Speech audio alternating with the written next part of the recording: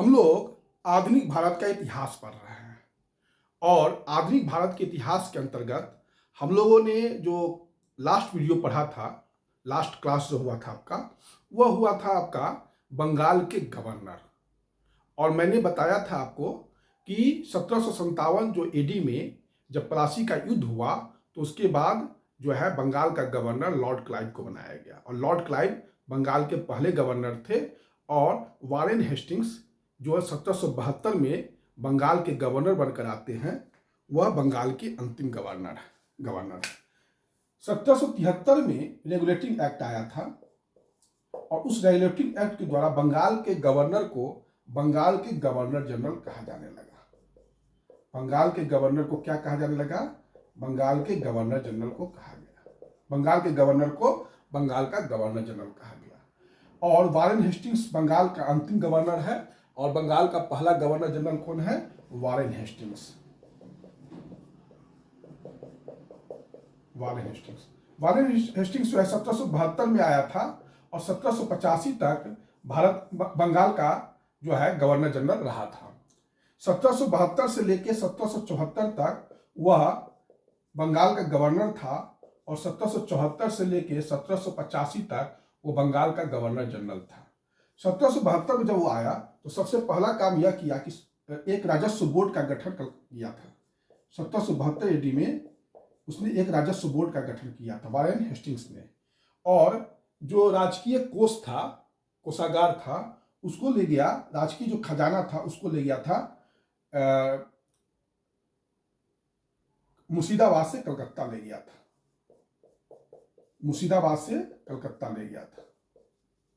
जो Warren Hastings ने राजकीय कोष को कहां से कहां तक ले गया? तो जो पहले मुर्शिदाबाद था उसको कलकत्ता ले गया। उसके बाद 1774 में जो है कलकत्ता में जो एक जनरल पोस्ट ऑफिस है वह उसने स्थापित किया था।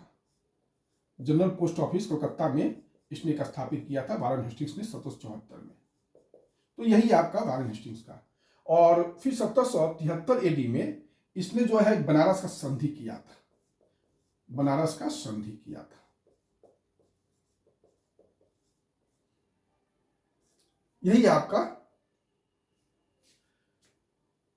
एक गवर्नर के रूप में वारेन हेस्टिंग्स का काम। वारेन हेस्टिंग्स ने जो है कुछ नीति लाया था, उसको कहते हैं रिंग फेंस का नीति। हमने पढ़ाया था, याद भी होगा आपको, रिंग फेंस का नीति या सुरक्षा प्रकोष्ठ का नीति या घेरे की नीति। वारेन हेस्टिंग्स ने एक नीति लाया था जिसको घेरे की नीति भी कहा जाता है या रिंग फेंस की नीति भी कहा जाता है या सुरक्षा प्रकोष्ठ भी कहा जाता है। वह वारेन हेस्टिंग्स का यह मानना था कि अवध की सुरक्षा ही बंगाल की सुरक्षा है, क्योंकि अवध की सीमा मराठा से टकराती थी और इसलिए जो है वारेन हेस्टिंग्स ने क्या किया कि अवध को जो है एक बफर राज्य के रूप में किया और अपना जो है इसी को घेरे की नीति या रिंग फेंस की नीति या सुरक्षा प्रकोष्ठ की नीति कहा जाता है। यह सब मैं चर्चा कर चुका हूं, जो मैंने आपको पढ़ाया था कि कैसे ब्रिटिश जो है प्रभु सत्ता का विकास कैसे कैसे होता है। ये पढ़ाया था टॉपिक, आप लोगों को याद होगा, तो वहां पर आप इस चीज ये डिस्कशन हो चुका है, इसलिए बहुत ज्यादा हम डीप में नहीं जाएंगे।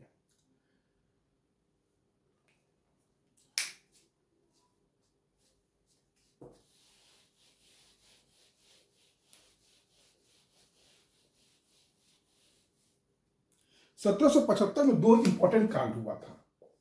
1775 में एक तो फैजाबाद की संधि हुआ था। फैजाबाद की संधि जो था उसके पीछे ये कारण था कि जो अवध का नवाब था आसफ उद्दौला से इसने जो है वारेन हेस्टिंग्स ने फैजाबाद का संधि किया था और कहा था कि बेगम के साथ हम आपका दुर्व्यवहार नहीं करेंगे, लेकिन उसने तुरंत जो है मिडल्टन को भेज के गुर्रा बेगम और बहू बेगम जो फैजाबाद की अवध के नवाब की जो आसफ उद्दौला थे उनकी एक दादी थी, एक माँ थी, नहीं एक पत्नी थी, एक माँ थी, तो उस दोनों का धन लूट लिए थे वारेन हेस्टिंग्स ने। तो वही फैजाबाद की संधि का उन्होंने उल्लंघन किया था। एक 1775 में एक इंपॉर्टेंट कांड हो गया, नंद कुमार की फांसी, नंद कुमार कांड हुआ था। ये नंद कुमार कांड क्या है?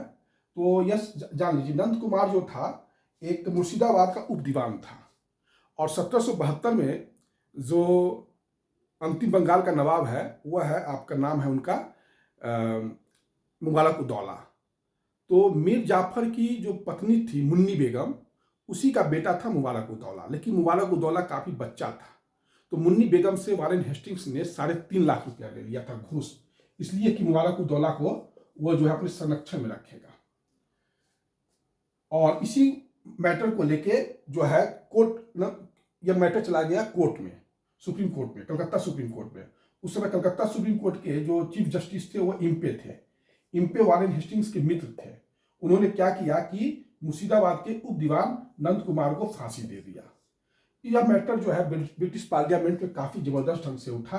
तो उसे ब्रिटिश पार्लियामेंट में एक मेंबर थे एडमंड बर्क, उन्होंने वारेन हेस्टिंग्स पर नंद कुमार और भी मैटर को लेके, जैसे कि अवध की बेगम के साथ दुर्व्यवहार करना, उसका धन लूटना, इस सब मैटर को लेके जो है ब्रिटिश संसद में महाभियोग लगाया था वारेन हेस्टिंग्स पर। वारेन हेस्टिंग्स एक पहला व्यक्ति है, पहला गवर्नर जनरल है बंगाल का, और अंतिम भी है जिस पर, एकमात्र है जिस पर महाभियोग लगा था।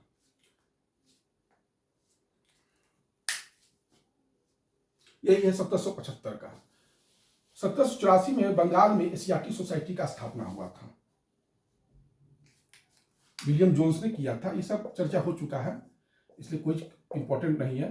वारेन हेस्टिंग्स जो है वो भारत में न्यायिक व्यवस्था का जन्मदाता भी था, भारत में न्यायिक व्यवस्था का जन्मदाता भी था। और इसी के समय में 1784 का पिट्स इंडिया एक्ट आया था। इस एक्ट के द्वारा जो गवर्नर जनरल की कार्यकारिणी थी उसमें सदस्यों की संख्या 4 से घटाकर 3 कर दी गई थी।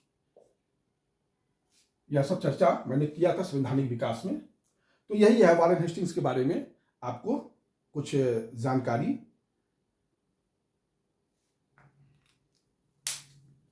अब वारेन हेस्टिंग्स के बाद आते हैं 1786 में लॉर्ड कॉर्नवालिस। लॉर्ड कॉर्नवालिस आते हैं।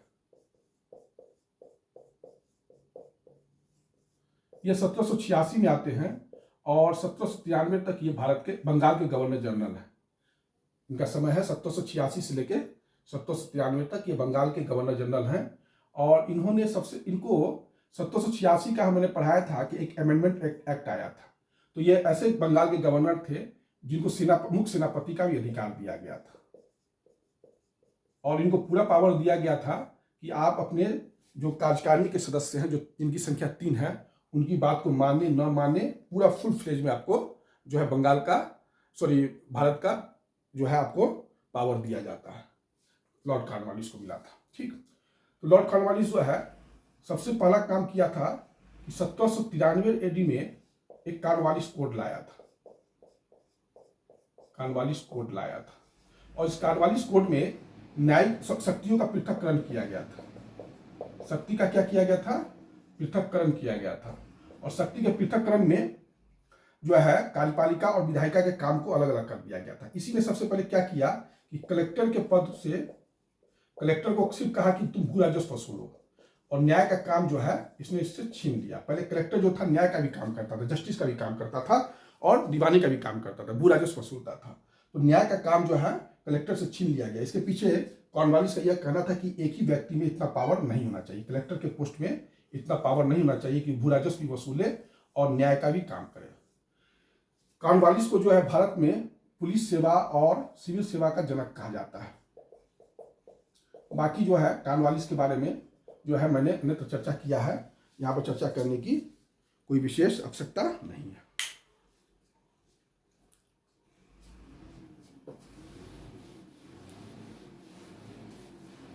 लॉर्ड कॉर्नवालिस के बाद 1793 में आए थे सर जॉन सोर। सर जॉन सोर आए थे।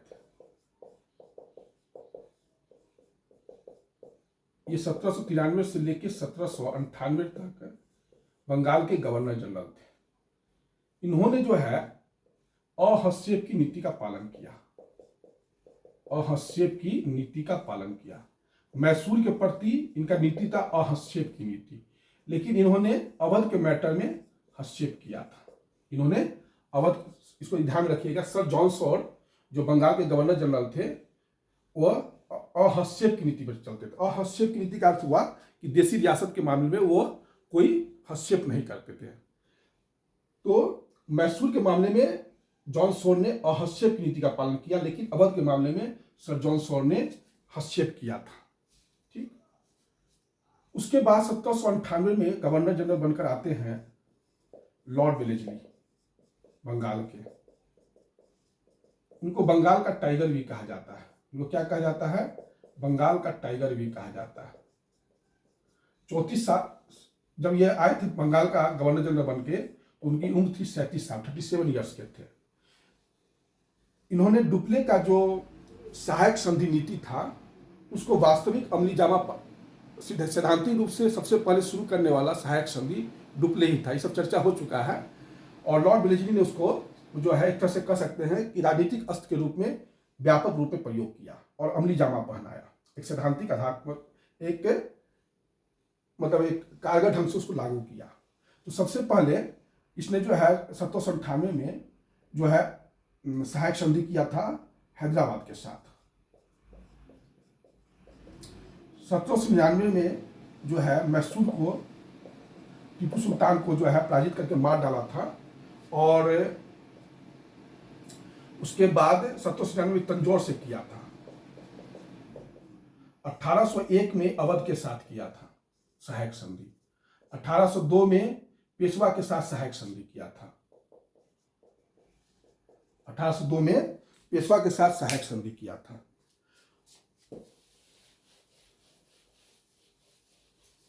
उसके बाद 1803 में ये सब चर्चा हो चुका है, आपको याद ही होगा, भोसले के साथ सहायक संधि किया। और 1803 में ही सिंधिया के साथ सहायक संधि किया। और उसके बाद जोधपुर,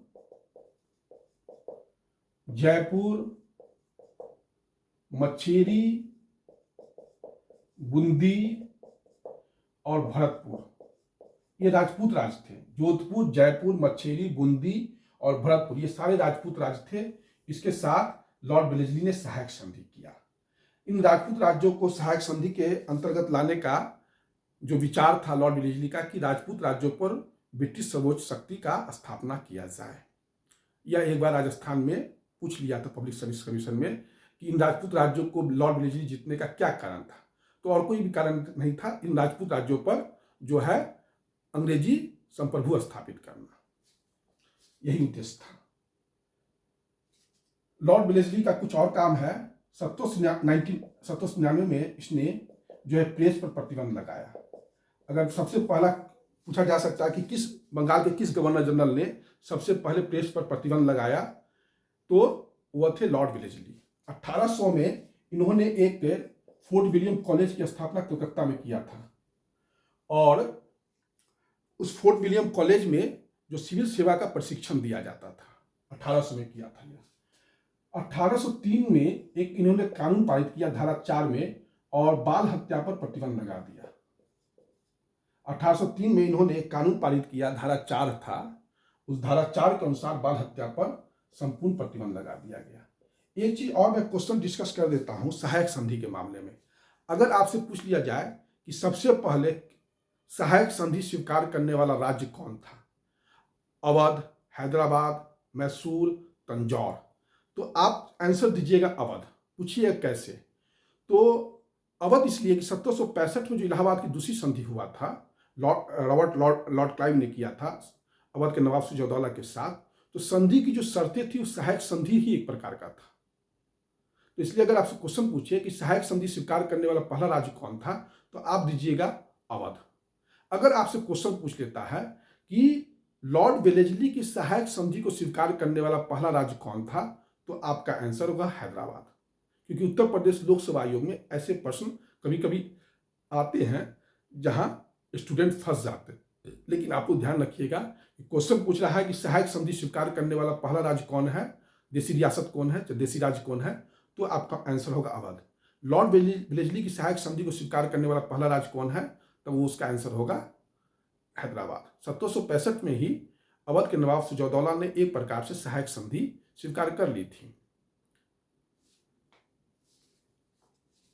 यह क्वेश्चन उत्तर प्रदेश में काफी फंसता है। ठीक, लॉर्ड वेलेस्ली के बाद 1805 में आए थे सर जॉर्ज बार्लो।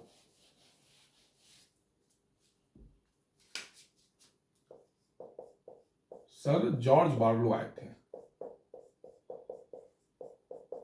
ये 1805 में आए थे और 1807 में थे। देखिए, सर जॉर्ज बार्लो जब लॉर्ड वेलेस्ली वापस चले गए तो कुछ दिनों के लिए लॉर्ड कॉर्नवालिस आया था, फिर से भारत बंगाल का गवर्नर जनरल बन के लॉर्ड कॉर्नवालिस। लेकिन 5 अक्टूबर 1805 में ही, क्योंकि 1805 में ही लॉर्ड वेलेस्ली भारत से गवर्नर जनरल बनकर जाते हैं और उसी साल 1805 में ही जो है लॉर्ड कॉर्नवालिस आते हैं। लेकिन दुर्भाग्य से 5 अक्टूबर 1805 इनकी मृत्यु हो जाती है और इनका जो कब्र है वह उत्तर प्रदेश के गाजीपुर जिला में है। तो एकमात्र गवर्नर जनरल जिनका कब्र भारत में है वह है लॉर्ड कॉर्नवालिस। कहाँ है? तो गाजीपुर, उत्तर प्रदेश। उसके बाद सर जॉर्ज बार्लो आते हैं 1805 से 1807 तक।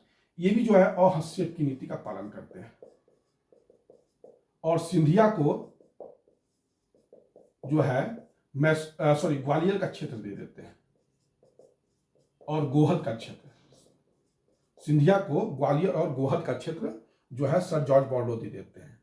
इन्हीं के समय में 1806 में वेल्लोर में सिपाही विद्रोह हुआ था। इन्हीं के समय 1806 में वेल्लोर में सिपाही विद्रोह हुआ था। उसके बाद 1807 में लॉर्ड मिंटो प्रथम जो है गवर्नर जनरल बंगाल के आते हैं। लॉर्ड मिंटो प्रथम 1807 से लेकर 1813 तक। इन्होंने 1809 ईस्वी में रणजीत सिंह जो पंजाब के राजा हैं उनके साथ अमृतसर का संधि किया था और इसके लिए इन्होंने मेटकॉफ को भेजा था। किसको भेजा था? मेटकॉफ को भेजा था। लॉर्ड मिंटो ने 1809 एडी में रणजीत सिंह के साथ अमृतसर का संधि किया और इस संधि को करने के लिए चार्ल्स मेटकॉफ को भेजा गया था। चार्ल्स मेटकॉफ और रणजीत सिंह के बीच संधि हुआ था। इन्होंने एल्फिंस्टन को काबुल भेजा था इस बात के लिए कि दोस्ती बढ़ाओ। काबुल में इन्होंने एल्फिंस्टन को भेजा था अंग्रेजों से मैत्री संबंध बढ़ाने के लिए। एक तरह से कह सकते हैं कि दूत मिशन आप कह सकते हैं। और मैल्कम को जो भेजा था वो भेजा था ईरान। मैल्कम को कहाँ भेजा था? ईरान भेजा था इसने, दूत मंडल बना के अंग्रेजों का। तो यह हुआ मिंटो प्रथम के बारे में सूचना। 1813 में आए लॉर्ड हेस्टिंग्स। 1813 ईस्वी में कौन आए? Lord Hastings. और 1823 तक थे, 10 साल तक के लिए ये बंगाल के गवर्नर जनरल थे, लॉर्ड हेस्टिंग्स।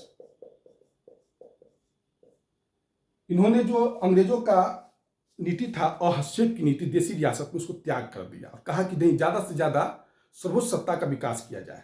बंगाल, भारत में ज्यादा से ज्यादा ब्रिटिश प्रदेश, ज्यादा से ज्यादा भारतीय प्रदेश को ब्रिटिश साम्राज्य में लाया जाए और यहीं से ब्रिटिश प्रभुसत्ता का एक नया युग शुरू होता है। यहीं से ब्रिटिश प्रभुसत्ता का एक नया युग शुरू होता है। और 1817 में इन्होंने सबसे पहले मराठा को जो है ब्रिटिश साम्राज्य में मिला लिया। 1813 और 15 में प्रथम आंग्ल नेपाल युद्ध हुआ था। आंग्ल नेपाल युद्ध हुआ था।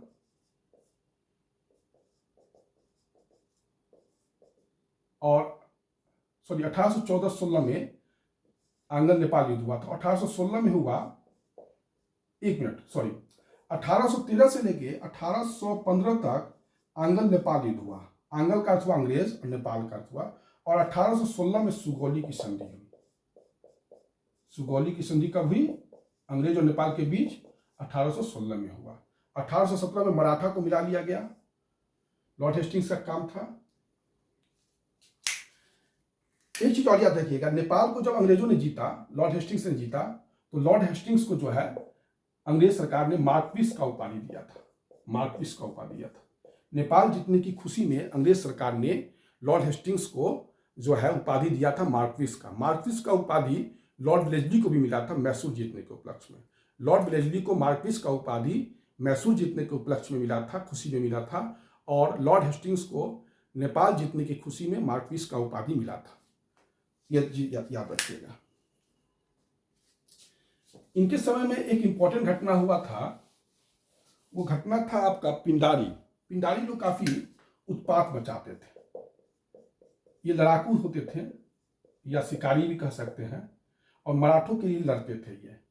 बाकी वो चर्चा हो चुका है, इसलिए ज्यादा यहाँ पर हम डीप चर्चा नहीं करेंगे। मल्हारराव होलकर जो है, इनको एक सुनहरा झंडा प्रदान किए थे। इनको एक सुनहरा झंडा प्रदान किए थे। इसको पिंडारी को दमन करने के लिए लॉर्ड हेस्टिंग्स ने 2 सेना का निर्माण किया। एक उत्तरी सेना का जो है खुद ही उसने लॉर्ड हेस्टिंग्स ने खुद ही कमान संभाला, और एक दक्षिणी सेना था। दक्षिणी सेना का कमान संभाला था हिस्लॉप और मार्शल।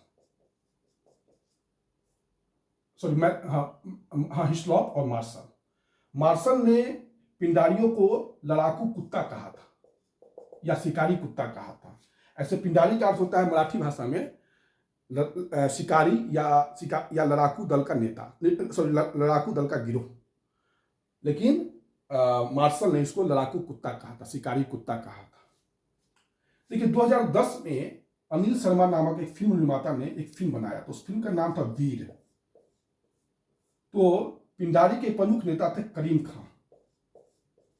ये सब चर्चा हो चुका है। करीम खां कौन है? करीम खां के सहयोगी थे पृथ्वी सिंह, और पृथ्वी सिंह का बेटा था वीर। उसी के नाम पर अनिल शर्मा ने एक मूवी बनाया था वीर। उस वीर की भूमिका में कौन थे? तो सलमान खान थे। पिंडारी पर फिल्म बन चुका है।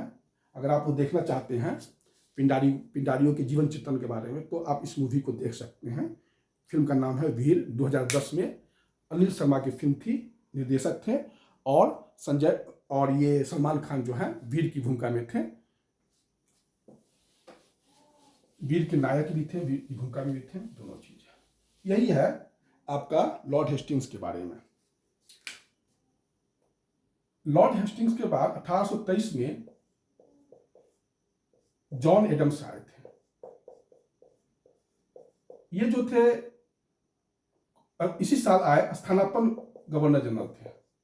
मतलब ट्रांसफर कोई मतलब नया गवर्नर जनरल नहीं आया, तो उसी की जगह पर इनको बना दिया गया था, जॉन एडम्स को। और इन्होंने सबसे पहले प्रेस पर प्रतिबंध लगा दिया था जॉन एडम्स ने। उसके बाद 1813 में ही, चूंकि जॉन एडम्स जो थे स्थानापन्न कार्यवाहक थे गवर्नर जनरल, तो 1823 में आए थे और 28 से 28 तक गवर्नर जनरल थे बंगाल के। उनका नाम था लॉर्ड एमहर्स्ट।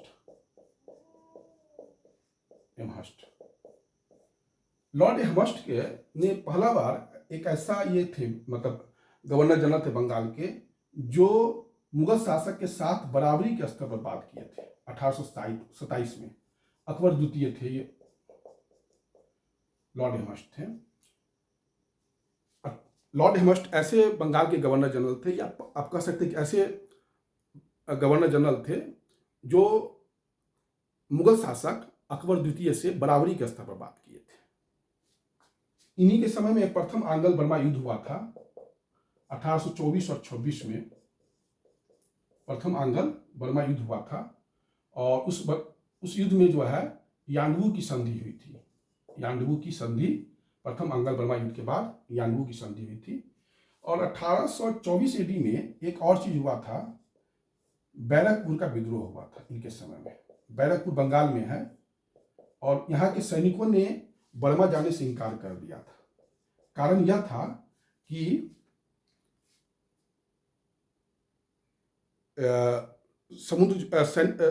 भारत हिंदू धर्म की परंपरा है कि समुद्र पार जाना धर्म के खिलाफ है। तो बैरकपुर के सैनिकों ने जो है बर्मा जाने से इनकार कर दिया था, तो सैनिकों ने विद्रोह कर दिया था 1824 में बैरकपुर के। तो यही है, ये बंगाल के गवर्नर जनरल थे जो है। अब जो है बंगाल के अंतिम governor general Lord William Bentinck है। और ये भारत के पहले गवर्नर जनरल भी बनेंगे। तो अब हम जो है बंगाल के अंतिम गवर्नर जनरल और भारत के प्रथम गवर्नर जनरल का जो है नेक्स्ट वीडियो में चर्चा करेंगे।